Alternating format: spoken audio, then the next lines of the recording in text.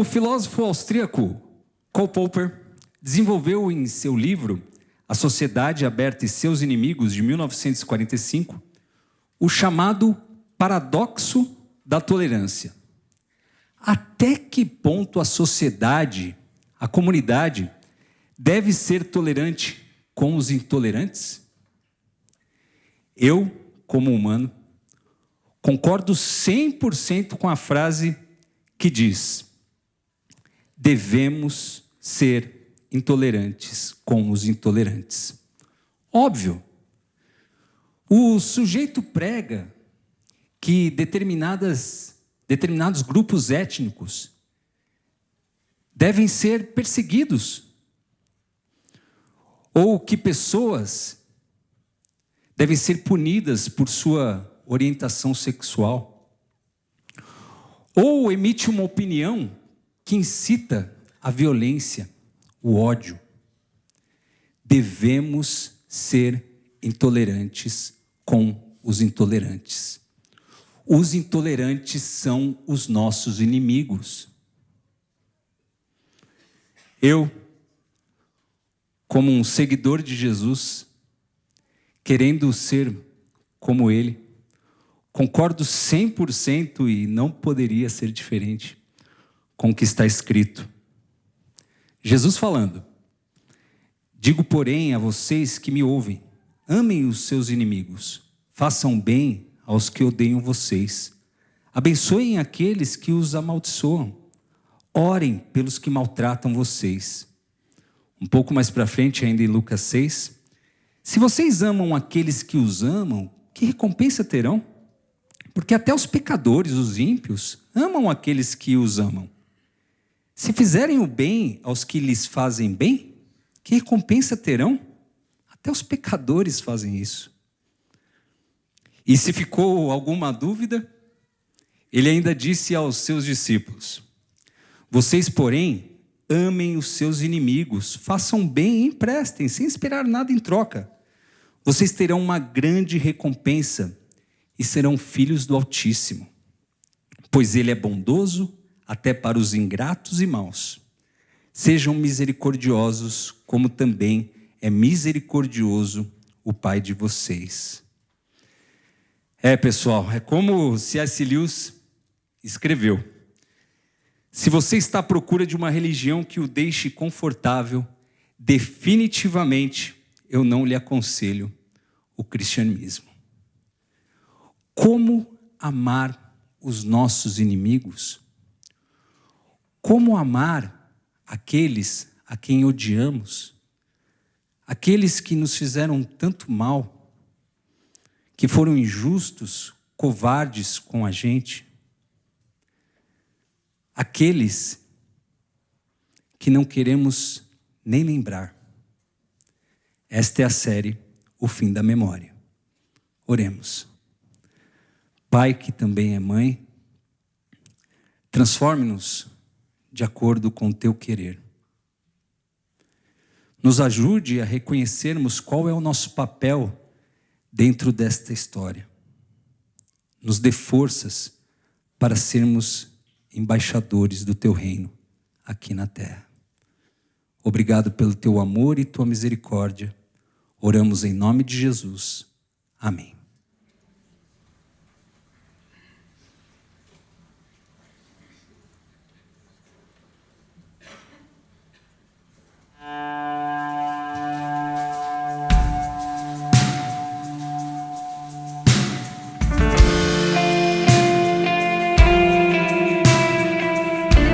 Nós amamos Ele porque Ele nos amou primeiro, nos deu dignidade em sua vida e em sua morte.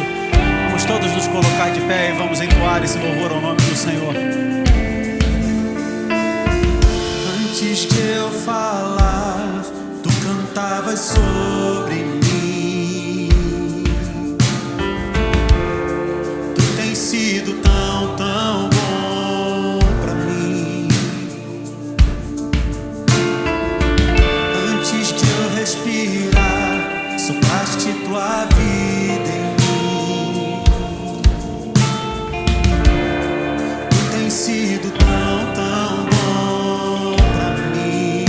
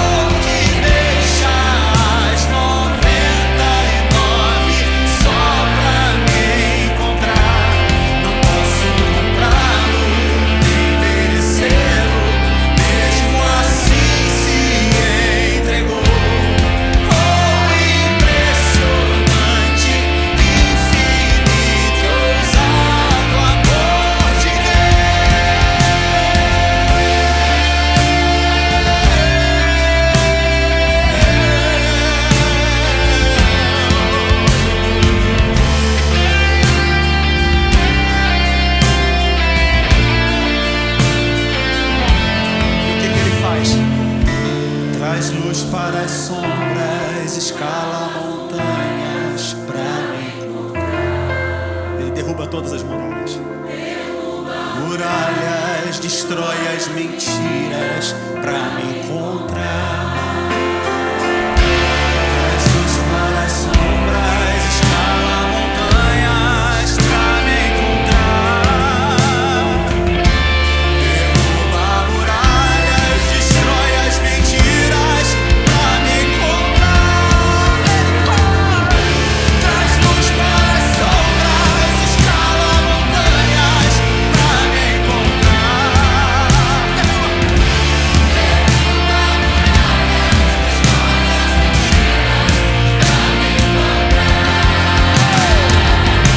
Traz luz para as sombras, escala montanhas.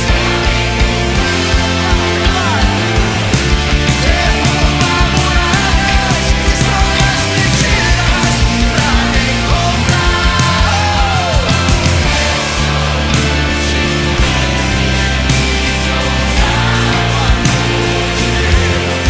Onde deixa as 99 só pra me encontrar?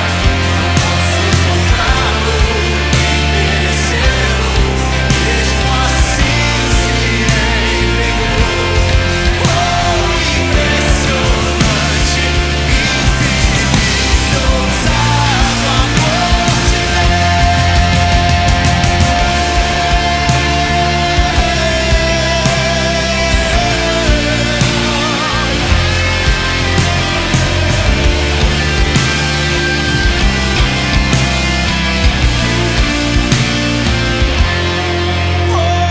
impressionante, infinito e ousado amor. E o que ele faz? Oh, que deixa as 99 só pra me encontrar. Não posso comprá-lo, nem merecê-lo, mesmo assim se entregou. Oh, impressionante, infinito e ousado amor de Deus. É o amor de Deus. É o amor de Deus que não nos abandona, não nos deixa do lado de fora. É esse amor que quando você grita no silêncio do seu quarto, à noite, quando você sente que não tem mais ninguém que possa lhe socorrer, Ele é o Deus que te ouve o seu grito de agonia e te traz de volta e faz ouvir a voz dele.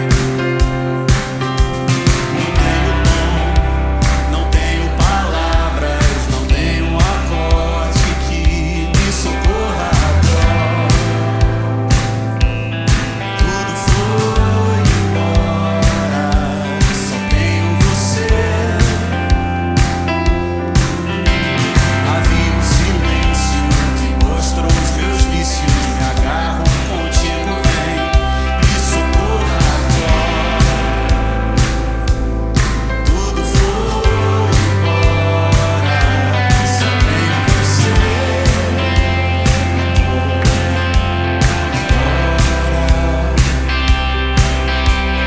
E essa não é mais uma canção de amor.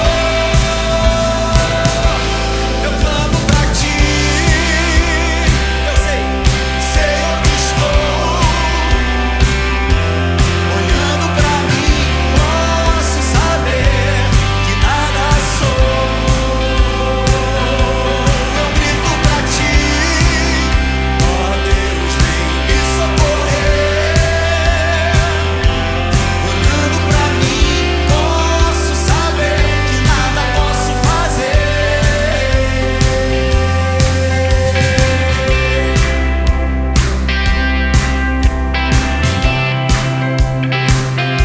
Ele é o Deus que te socorre. Não tenho tom, não tenho palavras, não tenho um acorde que me socorra agora. Tudo foi embora, só tenho você. Nós só temos um Senhor. Havia um silêncio que mostrou os meus vícios, me agarro contigo. contigo vem, me socorra agora. Tudo foi embora, só tenho você.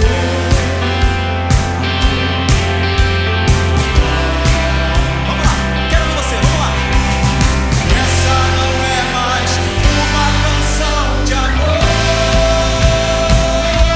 Eu canto pra ti, sei onde estou. Olhando pra mim, posso saber que nada sou. Eu grito pra ti, oh Deus, me socorrer. Olhando pra mim, posso saber que nada posso fazer.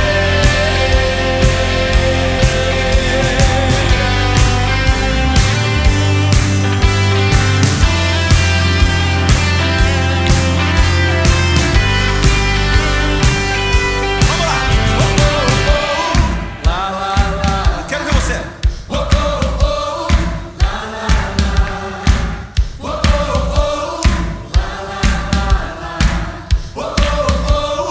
Lá, lá, lá. Está bonito. Lá, lá,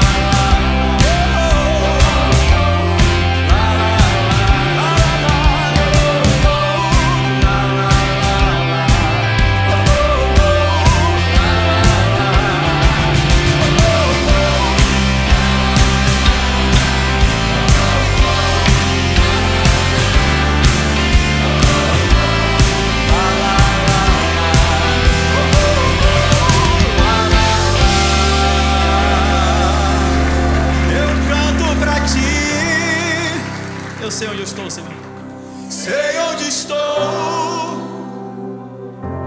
Olhando pra mim, posso saber que nada sou. Grita pra ele. Eu grito pra ti, oh Deus, me socorrer. Olhando pra mim, posso saber que nada posso fazer.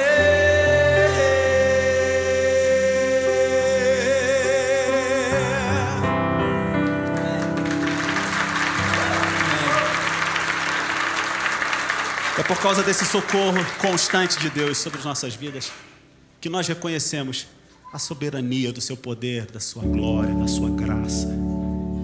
A palavra de Deus diz: digno é o Cordeiro que foi morto, que está sentado sobre o trono e que reina sobre as nossas vidas, reina sobre essa igreja, que é o dono dessa comunidade, que é o dono das nossas vidas, e que eu tenho certeza absoluta que foi o amor dele que atraiu você até esse lugar, para que com seus lábios você confessasse que ele é digno. Digno é o Cordeiro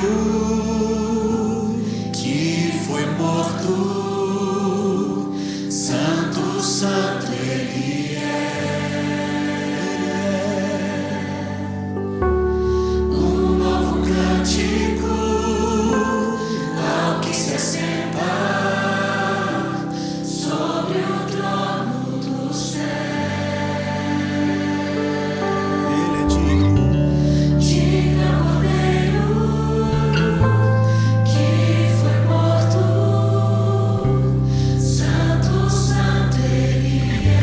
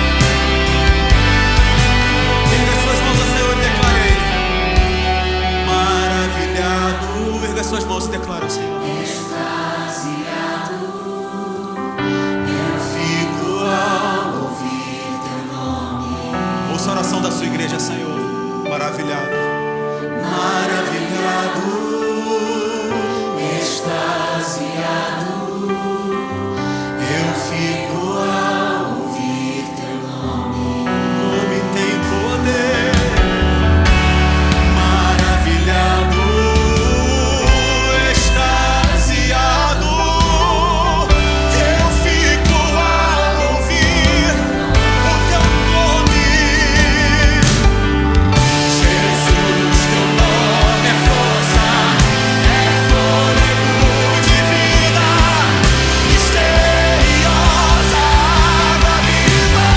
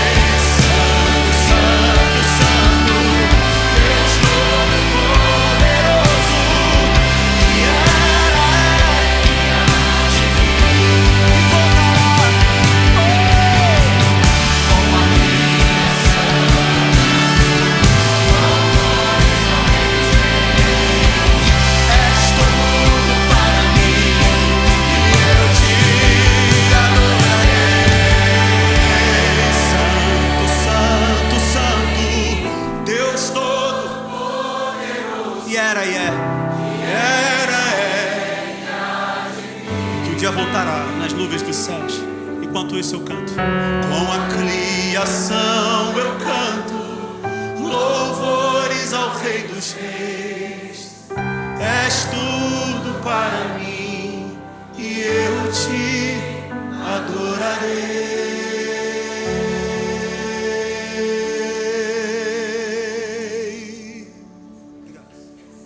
Deus maravilhoso. Eterno nosso Pai, eterno nosso Rei, louvado e engrandecido seja o teu santo e sagrado nome, Senhor. Obrigado por tudo que o Senhor é, obrigado por tudo que o Senhor faz, obrigado por estarmos aqui e podermos cantar louvores a Ti. O Senhor é tudo para nós e queremos viver por Ti. Por isso imploramos hoje que o Teu Espírito seja derramado sobre nós, de uma maneira especial, que haja sobre a nossa mente e sobre o nosso coração, para que possamos viver uma vida mais próxima a Ti. É o que nós te imploramos em nome de Cristo. Amém, Senhor. Amém.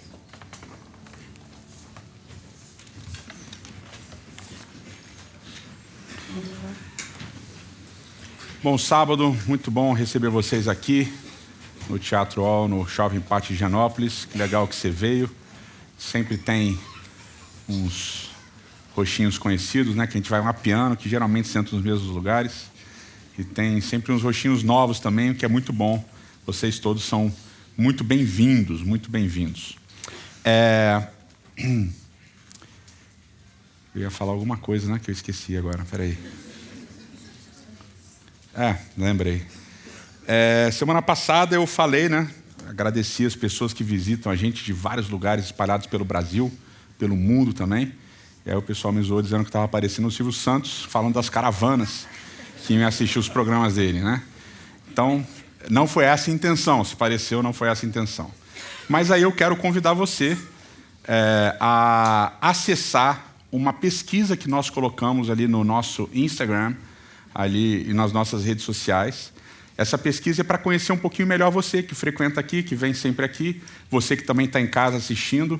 Então, por favor, acesse essa pesquisa, responda essa pesquisa, porque muitas das coisas que a gente planeja fazer, a gente precisa ter um pouquinho de ideia mais concreta do que realmente está acontecendo, né? A gente tem muitas impressões do que é a galera que frequenta a comunidade, que assiste a comunidade, mas a gente queria ter um pouquinho mais de materialidade, né? Por isso essa pesquisa é tão importante. Então, se você puder, você que está em casa, você que está aqui também, acesse a pesquisa lá nas nossas redes sociais, por favor, por favor. Outra coisa também que é importante, a gente quer agradecer pelas inúmeras doações que o Instituto Sementes recebeu nas últimas semanas. Foram doações de altíssima qualidade, ajudou muito e muita gente. Então, se vocês quiserem, continuem. Se vocês quiserem e puderem, continue ajudando o Instituto Sementes. O Instituto Sementes é uma ONG independente. Ela já tem mais de uma década, quase 2, na verdade, e promove ação social, mas não só assistencial, também promove ações sociais de cultura, de educação e assim por diante. É uma ONG séria, com muita gente séria, eu conheço todo mundo da diretoria, então, se vocês puderem e quiserem, é uma ONG que vale a pena contribuir, Instituto Sementes, a comunidade apoia 100% o Instituto Sementes, tá bom?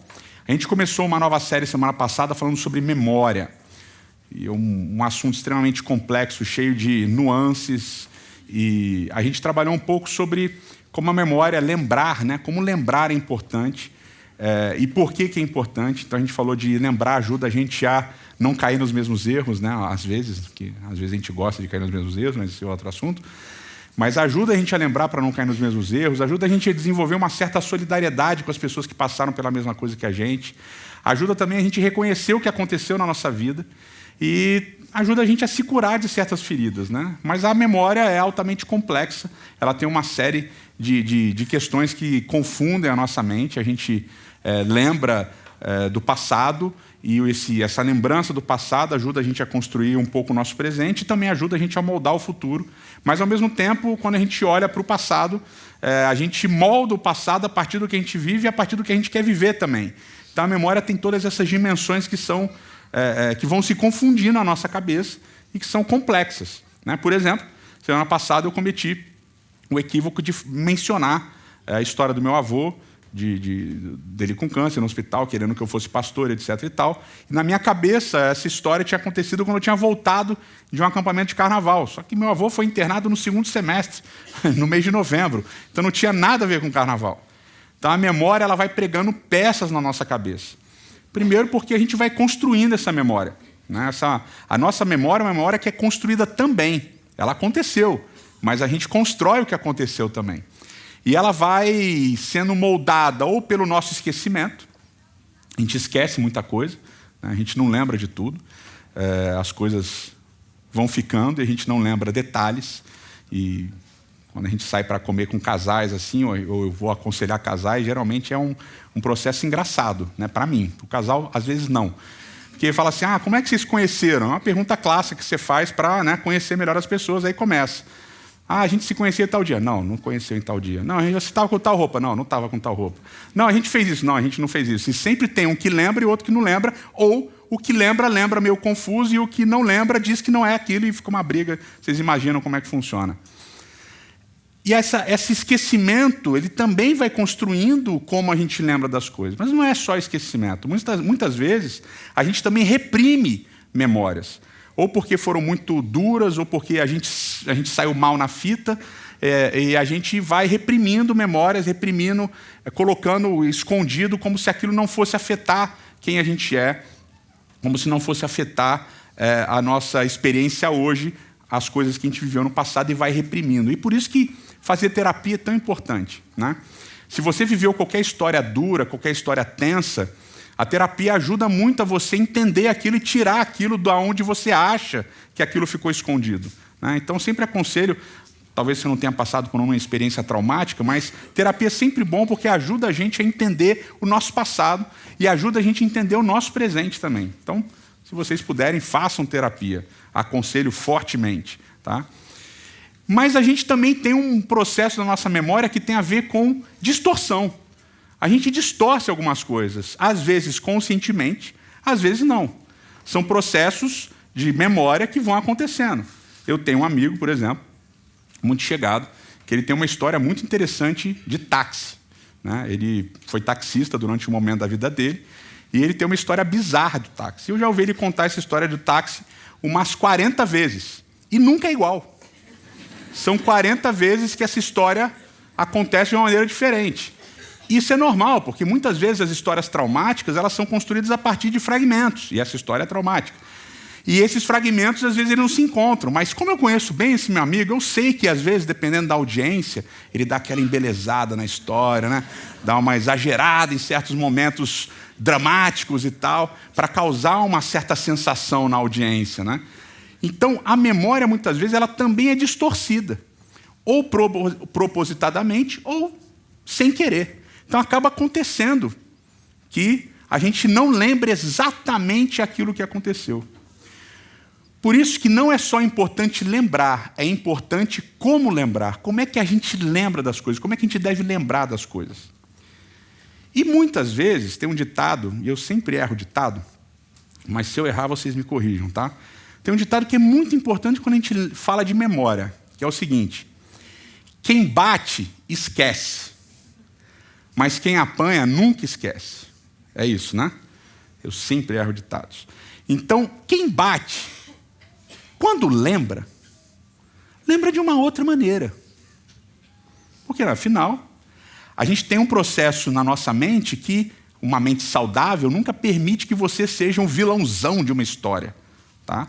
Então, quando você faz uma coisa de errado, a sua mente aponta que aquilo que você fez é errado, a sua mente, automaticamente, numa pessoa saudável, ela tenta desculpar você, ela tenta criar uma explicação, uma justificativa para aquela coisa que você sabe que foi errada e você fez. Tá? Eu já contei essa história aqui várias vezes, a dissonância cognitiva, de quando você sabe que existe uma lei de trânsito e você descumpre aquela lei de trânsito e automaticamente você já dá uma resposta para se justificar para a pessoa que está do seu lado. Né? Quando você não dá seta, ou quando você entra errado, ou quando você está falando no celular, não pode olhar no celular a mensagem, não, mas é que eu tenho um assunto importante para resolver e tal, papá. Então você sempre vai arranjando uma justificativa para você não ficar mal na história. E quando você é o cara que é violento, ou que foi abusador, ou que fez alguma coisa muito má para alguém, na sua cabeça não foi tão ruim. Na sua cabeça você sempre vai pintar com cores mais amenas, né? Tons pastéis, né? Vamos falar, vai ser tons pastéis. Você não foi tão mal, você não foi tão vil, você não foi tão violento, você não gritou tão alto quanto a outra pessoa que está falando. Né? A pessoa, você gritou. Não, eu não gritei, eu só falei alto, é minha voz, eu projeto a minha voz. Fiz o curso do Leonardo Gonçalves de cantar, aí eu aprendi a projetar a minha voz, eu não gritei. Porque a gente vai moldando a nossa memória para a gente não ser tão ruim nas nossas histórias. Mas quem apanha, lembra exatamente como apanhou, mas não exatamente como apanhou. Porque na nossa memória, muitas vezes de vítima, as coisas são extremamente preto e branco. O mocinho e o bandido, o oprimido e o opressor, e as coisas ficam muito claras, e parece que é muito... Foi isso, e ponto final, fulano é ruim, fulano é bom, e ponto final. Mas as coisas nem sempre são assim. E eu vou dar um exemplo tosco, né? Bem tosco, mas ajuda a entender. Futebol, né? Talvez uma boa parte aqui jogue futebol, uma boa parte assista futebol. Eu já joguei futebol, por incrível que pareça, eu já joguei futebol, porque eu nunca fui sempre gordo. Eu já tive um momento que eu era magro. E eu conseguia, magro assim, entre aspas, né? Mas eu conseguia jogar bola. E nesses momentos que eu conseguia jogar bola, em determinada situação, eu estava na ponta direita, porque meu pé esquerdo é bom, eu acho, né? Eu achava, sei lá. A bola veio, eu matei a bola lindamente, a bola morreu ali no meu pé, tal. Eu olhei para cruzar a bola para a área. E quando eu levantei os olhos para cruzar, veio um indivíduo num carrinho violento, com os dois pés juntos, e me quebrou. E eu caí e tal, e torci o tornozelo e fiquei algumas semanas com uma botinha e tal, papá. E aí depois que isso acontece, na hora você fica bravo, e graças a Deus na hora eu não xinguei, que seria meu natural xingar o cara, mas não xinguei, porque a máscara de pastor estava ali, né? Aí eu, filho de Deus, não faça isso. Mas aí saí ali do campo, né, ajudado pelos companheiros e tal. Saí de campo, e aí daqui a pouco vem aquela resenha, né? Aquela resenha ali na lateral. E aí veio o cara, sempre isso acontece, quem joga futebol sabe. Mano, foi mal aí, foi sem querer, não sei o que. Sem querer não, peraí, sem querer não. Você veio com os dois pés, mano, eu tava no canto. Era só chegar. Ele, não, mas eu não dei carrinho. Eu falei, claro que não, eu não dei carrinho. Eu vim, só estiquei a perna assim, mas o seu tornozelo é meio frágil, aí, né? Torceu e tal. E aí a discussão ficou se foi carrinho ou não foi carrinho. Não é verdade? E aí a questão deixou de ser se eu tinha me machucado ou não, e passou a ser se o cara tinha me machucado de propósito ou não. E aí virou uma discussão que não tinha solução. Porque na cabeça de quem bate, as coisas nunca são tão ruins quanto na cabeça de quem apanha. E quando você bate, você se desculpa, mas quando você apanha, você não quer desculpar. E essa é uma das coisas da memória que é difícil. Quando a gente lembra de certas coisas, coisas que foram ruins para a gente, coisas que foram negativas para a gente, coisas que foram violentas contra a gente tende a lembrar com tons muito mais dramáticos do que muitas vezes realmente aconteceu. E quando você foi o que fez a violência, você tende a lembrar com tons muito menos dramáticos do que aquilo que aconteceu de fato. E tem uma história que eu sempre conto, que é uma história que eu sempre conto de uma maneira que eu fico como herói nessa história. Mas quando eu lembro de verdade, eu acesso essa memória de verdade, eu não sou tão herói dessa história assim. Eu comecei o meu primeiro mestrado, que não virou título, e eu já vou explicar por quê. E eu tinha um orientador, e a gente tinha uns atritos de vez em quando. E aí chegou a hora de eu qualificar. Eu qualifiquei o mestrado, e foi uma qualificação traumática, porque me detonaram. Fui detonado de todos os jeitos possíveis e imagináveis na qualificação. Saí cabisbaixo, saí mal. E, putz, eu não tenho condições de continuar a vida acadêmica. Foi horrível. Mas piorou, porque a secretaria disse assim, não, você qualificou na data errada. Já venceu o seu prazo, você perdeu o mestrado. Aí eu falei, e agora? Porque eu passei na qualificação, apesar de ter sido tão horrível. E agora? Como é que eu vou perder esse mestrado e tal? Aí eu mandei e-mail para o meu ex-orientador, expliquei a situação, e ele simplesmente me respondeu assim, você não merece, não farei nada por você, azar o seu. E eu perdi o mestrado. Perdi o mestrado. E na minha cabeça, sempre quando eu conto essa história, eu conto assim, pô, o cara foi... podia ter me ajudado, né? O cara foi mal. E aí eu já lembro das aulas dele, eu falo assim, pô, ele era péssimo professor. E aí quando eu penso ele sendo pai, eu falo, esse cara deve ter sido um péssimo pai. Aí quando eu penso ele com os amigos, eu falo assim, esse cara não deve ter amigo. Não, a gente não faz isso? Quando alguém fez um mal para a gente, como é que a gente começa a pintar aquela pessoa? Aquela pessoa é ruim em tudo, o tempo todo, 100% do tempo. Ela é mal 100% do tempo. E nem sempre é assim. Né? E a gente tem aí vários relatos de Hannah Arendt falando sobre o mal, né?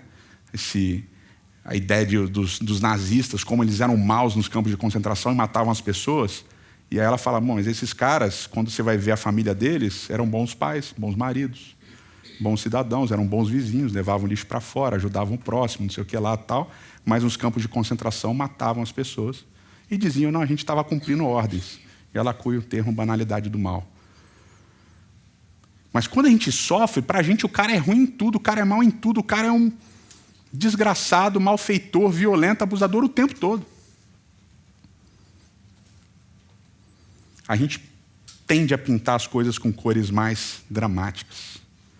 E por isso, como lembrar é tão importante. Porque quando a gente lembra de uma maneira mais perto do que é real, aquele que machuca, aquele que é violento, aquele que causa dor, aquele que promove a injustiça vai se pintar com as cores corretas. Eu fui mal, eu fui injusto, eu fui violento. E quando ele se arrepender, e se ele se arrepender, ele vai se arrepender pelo que ele de fato fez. E não soltar aquela frase famosa, né? Desculpa se eu te ofendi. Não, ele vai saber o que ele realmente fez se ele lembrar exatamente aquilo que aconteceu. Quanto mais perto do que realmente aconteceu, melhor é para o abusador, para o violentador, para o injusto, entender o que ele fez, admitir, reconhecer o que ele fez e talvez se arrepender. E, ao mesmo tempo, para aquele que sofreu a injustiça, a violência, ao lembrar mais corretamente daquilo que aconteceu, ele pode colocar em perspectiva. E aí, talvez, trabalhar o que a gente falou aqui durante a série de Jonas, trabalhar a possibilidade de haver um espaço para aceitar o arrependimento do outro. Porque isso é, na verdade, o que acontece com Jonas. E a gente estudou Jonas durante um mês. Jonas, ele não aceita a possibilidade que o outro possa se arrepender. Ele não quer que o outro se arrependa. Ele não deixa espaço para esse arrependimento do outro.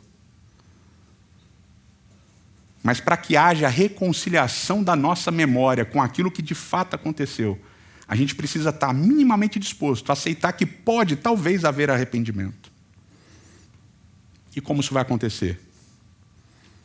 Bom, Paul Ricoeur, que é um cara extremamente interessante de ler, e se eu estiver falando errado em francês, você já me corrige depois, manda lá um áudio no WhatsApp, fala, você falou errado e tal. Mas eu falo Paul Ricoeur. Tem um livro dele que é um calhamaço, chama Memória, História e Esquecimento, e que é fenomenal. Eu acho que entendi algumas coisas, mas não entendi tudo, que é um livro muito difícil. E ele fala de basicamente 2 tipos de memória. E como essas memórias vão ser retratadas e tal, papai, e depois ele trabalha a questão do esquecimento. E no final ele fala de perdão, que é muito interessante, né? O epílogo é sobre perdão, mas enfim. E ele fala da memória passiva e da memória ativa. A memória passiva era uma memória que acontece sem que a gente tenha muito controle. E ela acontece muitas vezes despertada por gatilhos, né? Gatilhos que estão, palavra famosa hoje, né? Está na moda, gatilhos que estão ao nosso redor. Então não é que você acessou aquela memória veio na sua mente aleatoriamente por alguma coisa que você está experimentando. Então tem muito a ver, por exemplo, com cheiro, com gosto, com lugar. Então às vezes você chega num lugar e fala assim, eu já estive aqui. De repente vem a memória de que você esteve ali fazendo isso, fazendo aquilo, não sei o que lá. Cheiro, esse cheiro é o cheiro da comida da minha mãe. Não é que você acessou aquela memória. A memória veio por uma circunstância externa a você. E essa memória é uma memória que a gente não tem muito controle. E é por isso que quando certas pessoas falam certas coisas, sem perceber, a outra que está ouvindo, ela às vezes se emociona, às vezes ela chora, às vezes ela fica meio estranha, porque com certeza alguma coisa que foi falada despertou alguma memória que ela não estava preparada para aquela memória. Isso já aconteceu comigo algumas vezes. E teve uma vez que eu e a Vanessa estava vendo um filme meio de comédia romântica e eu chorei no filme. Eu choro muito, eu sei. Mas assim, nesse filme não tinha nada a ver eu chorar. Mas teve uma circunstância, uma situação no filme que me deu um gatilho de alguma coisa. E aquilo me emocionou. Então essas memórias passivas, elas são muito complexas da gente lidar com elas, porque elas surgem, elas brotam. E elas fazem a gente reviver a dor e circunstâncias de dor que a gente sofreu sem que a gente espere. Isso mexe muito com a gente. Mas Ricoeur, ele fala também da memória ativa. A memória ativa é aquela memória que você conscientemente acessa. Você quer se lembrar de alguma coisa, você precisa lembrar de alguma coisa. E é isso que faz as pessoas irem bem em provas ou decorarem as coisas, que elas acessam, elas sabem acessar a memória e trazer as histórias e trazer as coisas de lá. Então, o Ricoeur vai falar que essa memória ativa, ela é muitas vezes aquilo que a gente consegue acessar e usar. Usar na nossa vida, no nosso dia a dia, nas coisas. É uma memória mais controlada. Então, a ideia dessa memória ativa ela é mais do que apenas relembrar, ela é uma ação, porque você está indo atrás dela e trazendo ela. E geralmente, quando você faz isso ativamente, ou seja, você vai atrás da história, você vai atrás de um ângulo daquela história, um ângulo daquela situação. E você traz aquele ângulo, e aquele ângulo vai ser uma construção que você vai fazer em cima. Por exemplo, já contei para vocês a história do Daniel operando apêndice no hospital e o médico errando e ele quase morrendo. Quando eu lembro essa história, e eu lembro a partir do recorte, da perspectiva do Daniel hoje está comigo, e ele sabe, eu faço um negócio que ele não gosta, às vezes ele está sentado comigo, eu vou e passo a mão na cicatriz, né? E me emociono. Eu sempre choro essas coisas. Mas quando eu lembro da vitória. Eu lembro da superação. Eu lembro de oração respondida, eu lembro de Deus cuidando. Percebem?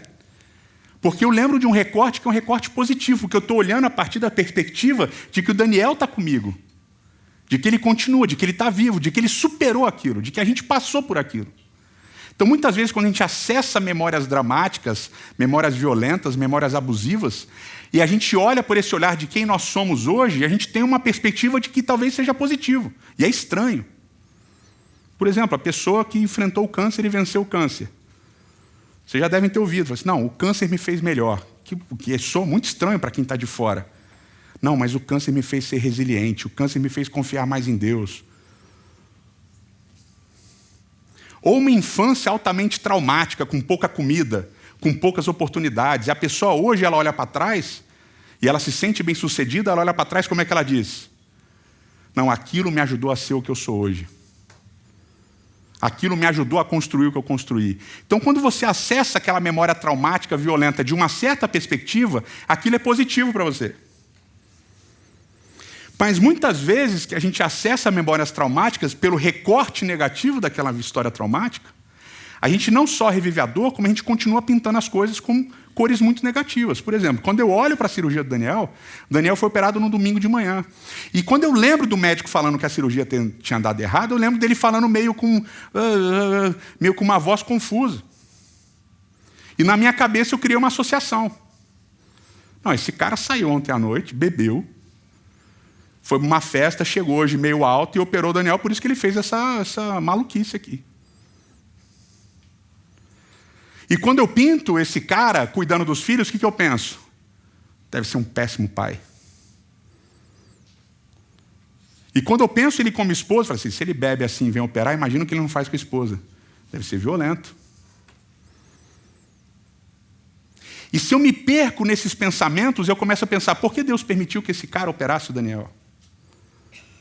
Por que foi com o Daniel que ele errou? Vocês conseguem perceber?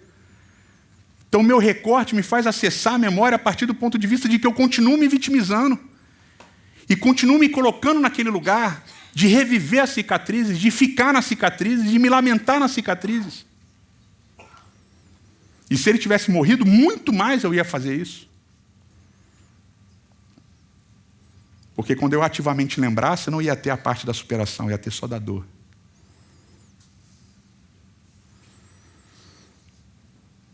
E é por isso que muitas pessoas que vivem o luto, elas têm dificuldade de sair do luto. Porque elas continuam naquele lugar de perda, de derrota. E toda vez que elas lembram, elas voltam para aquele lugar. Então, como superar isso? Como superar essas memórias? Como superar essa dor? E aí duas coisas precisam acontecer. E são extremamente importantes.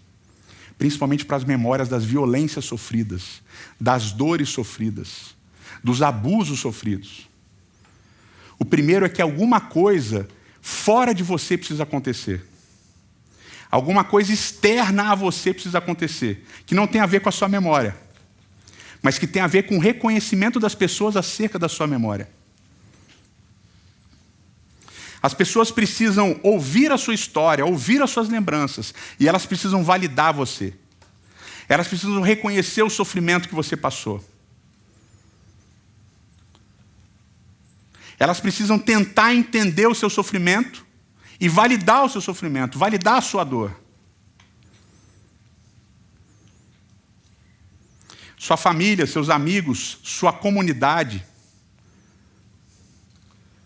precisa entender, reconhecer que você sofreu, que você foi machucado. Então a memória, a sua memória da dor que você sofreu, precisa ser coletivizada. Por quê?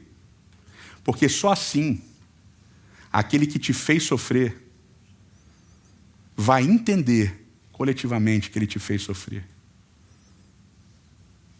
Que ele foi violento, que ele foi abusivo. E só talvez assim possa haver arrependimento verdadeiro da parte dele ou deles. Mas antes precisa haver um reconhecimento. Sabe aquela história do corpo que a gente falou já também esse ano? Aquela história de quando um membro do corpo sofre, todos sofrem. Então o que precisa haver coletivamente é um entendimento do sofrimento do outro, a partir da memória daquilo que ele passou. Então a comunidade precisa abraçar essa memória individual do sofrimento e da dor e dizer: nós estamos do seu lado. Eu fui abusado, eu sofri violência, eu sofri racismo, eu sofri homofobia. A comunidade precisa acolher o seu sofrimento. Porque quando a comunidade acolher o seu sofrimento, você vai se sentir seguro para começar um processo de cura interna. Mas precisa primeiro haver um reconhecimento externo a você de que você realmente passou por esse sofrimento, de que realmente você foi vítima. Mas infelizmente a maior parte das vezes o que acontece em comunidade é o oposto. E quando a pessoa conta uma história como, por exemplo, sofri racismo no metrô. Ah, isso é mimimi, não foi isso, não tem nada a ver. Não, eu sofro homofobia. Não, isso é mimimi. Não, as pessoas não têm nada a ver. Eu tenho um chefe abusivo. Não, todo chefe é assim, para de mimimi. Quando a comunidade não reconhece a sua dor e o seu sofrimento e a injustiça que você sofreu,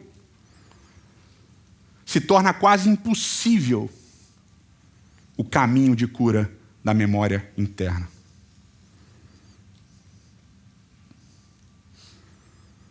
Quando há um acolhimento, quando há um reconhecimento externo a você que sofreu, é que as coisas, a memória começa a ser redimida e as coisas da memória começam a entrar nos eixos. E você pode começar um caminho de deixar de ser vítima. Porque aí vem o segundo passo. Para você redimir a sua memória, para você vencer as memórias das coisas ruins que aconteceram com você. E não no sentido de esquecer, mas de superar. Algo externo precisa acontecer, mas também o segundo passo, algo interno precisa acontecer. E o que é esse algo interno? É perceber que você é maior do que as dores que foram causadas a você. Você é maior do que a violência que foi feita contra você. Você é maior do que a injustiça que foi praticada com você. Você não se resume às suas cicatrizes. Você é maior do que elas. Porque quando você se restringe a viver e reviver as cicatrizes que te fizeram, a ferida nunca fecha. E a sua vida passa a ser controlada não por você, mas pelas pessoas que te machucaram. E que talvez continuem te machucando. E aí você não age mais, você só reage. E a sua vida passa a ser ditada pelos outros, pelo que eles fizeram com você. Então precisa haver um reconhecimento externo para que possa haver um reconhecimento interno e uma mudança interna. Eu acho que talvez o Emicida, um poeta, tenha resumido isso na música Amarelo de uma maneira mais clara e mais concreta. Ele diz assim: permita que eu fale, não as minhas cicatrizes.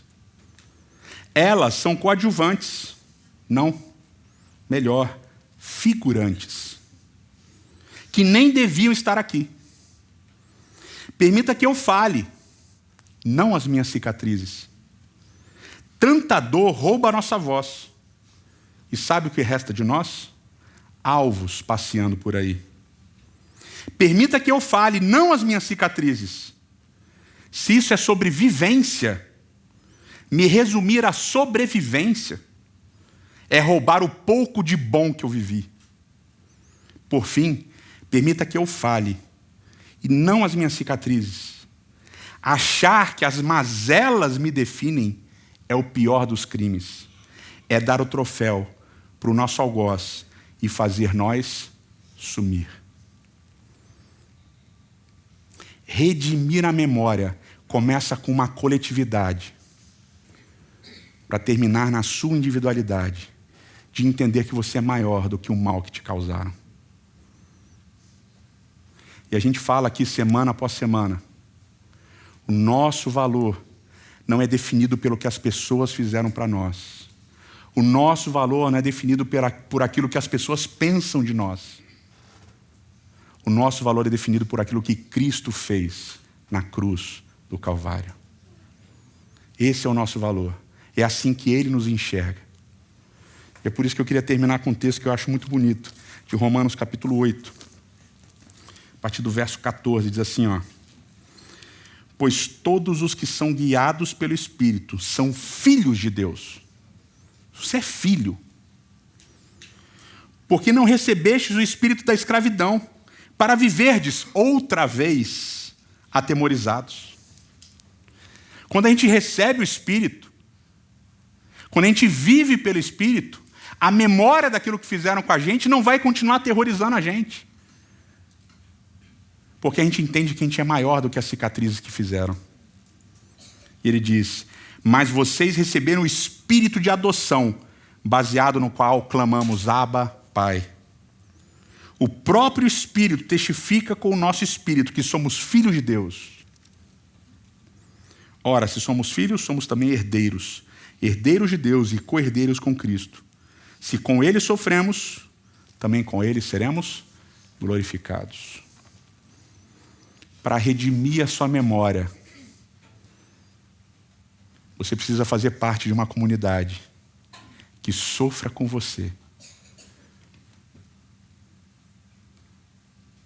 que entenda e aceite o seu sofrimento, que valide os seus sentimentos, para que essa memória dolorosa, doída, possa começar a ser reparada. E para que você entenda de uma vez por todas que as cicatrizes que você recebeu, que você sofreu, não são maiores do que o amor de Cristo por você. Eterno nosso Pai, eterno nosso Rei.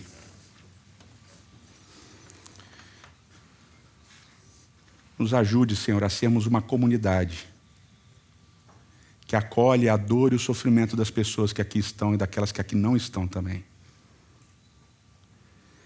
Que seja uma comunidade que busque a solidariedade da dor e do sofrimento, para que a gente possa iniciar um caminho de cura individual e depois coletiva, das dores e das cicatrizes que nós sofremos. Que o Teu Espírito guie a cada um de nós na busca por entendermos e sermos maiores do que as cicatrizes que recebemos. Se porventura, Senhor, fizemos mal, nos ajude a buscar também arrependimento verdadeiro e genuíno. Porque, Senhor, não devemos, não podemos esquecer que em Ti somos filhos amados, que o nosso valor é medido pelo sangue que Cristo Jesus, o Teu Filho, verteu na cruz. Que, portanto, Senhor, cada um de nós, com memórias ruins, dolorosas, tristes, somos a menina dos Teus olhos. Que em Cristo sejamos maiores que os nossos algozes. É o que nós imploramos em nome de Cristo. Amém, Senhor.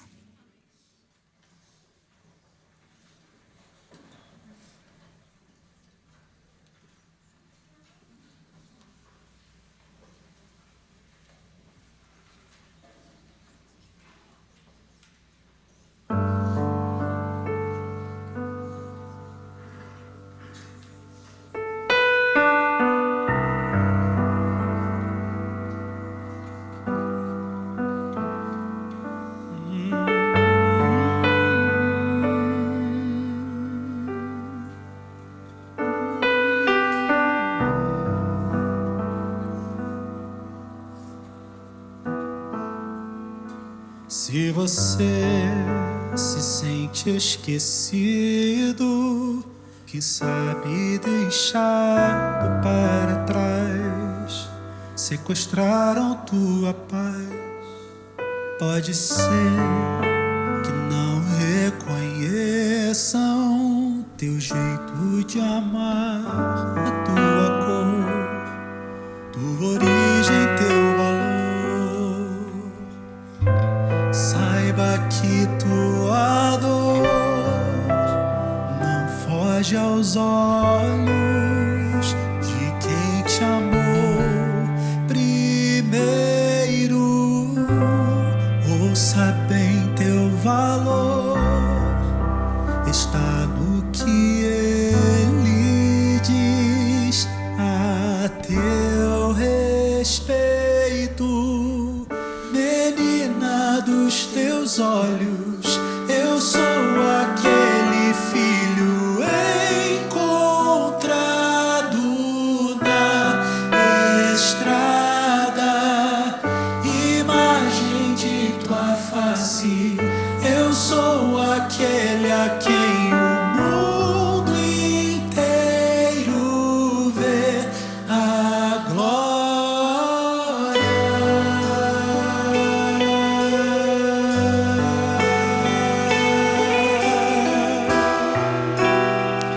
Ele é o Deus que te vê, que te conhece. Se você se sente invisível nas ruas e bares onde vai, tudo passa devagar. Se você grita em silêncio e já não consegue mais, está cansado de fingir, saiba que tua dor não foge aos olhos de quem te amou primeiro. Ouça bem, teu valor está no que ele diz a teu respeito. Eu sou encontrado na estrada, imagem de tua face. Eu sou aquele a quem o mundo inteiro vê a glória. Menina dos teus, eu sou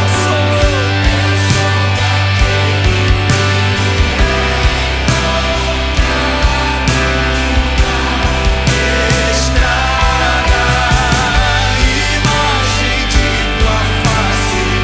Eu sou aquele a quem o mundo inteiro vê a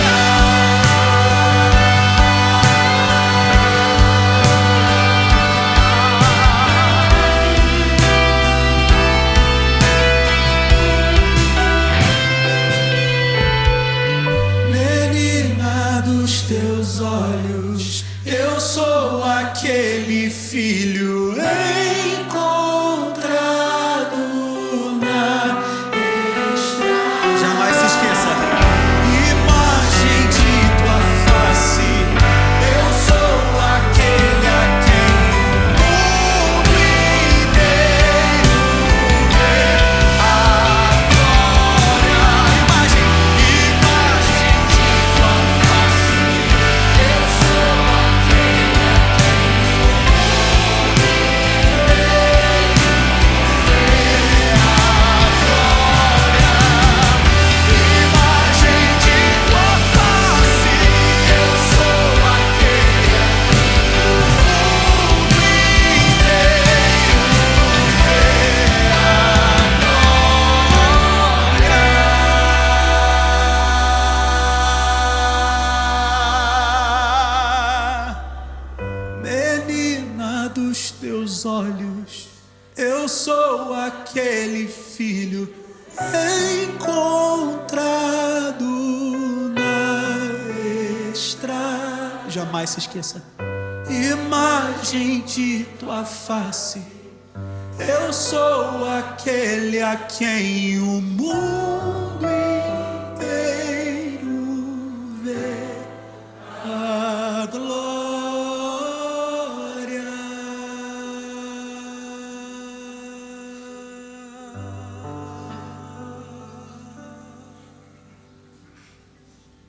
Que o Senhor te abençoe e te guarde. Que o Senhor faça brilhar o seu rosto sobre ti e tenha misericórdia de ti. Que o Senhor sobre ti levante o seu rosto e te dê a paz. Amém. Bom sábado para todos e até semana que vem.